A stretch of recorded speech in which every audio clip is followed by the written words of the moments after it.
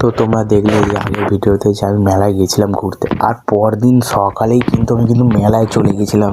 কী কী item হচ্ছে তোমায় বলে দিচ্ছি। এখানে হয়ে গেছে লবঙ্গ লতিকা, ওদিকে হয়ে গেছে হচ্ছে মিষ্টি সিঙ্গারা, ঠিক আছে? এগুলো সবে ভাজা হবে, হয়ে গেছে।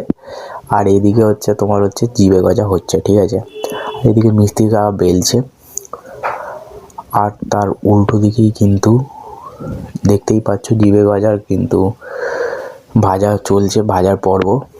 আর একটু আজকে শরীরটা খারাপ, সেই কারণে ভয়েস ওভারটা ভালোভাবে দিতে পারছি না, ঠিক আছে? আর এখানে চলে এলাম যে মেলার যে মেন আকর্ষণ, ঠিক আছে? মেন আকর্ষণটা দেখতে। আর এই জিনিসটা দেখতে কিন্তু খুবই ভালো লাগে। কারা কারা এরকম দেখেছো অবশ্যই কমেন্ট করে জানাও।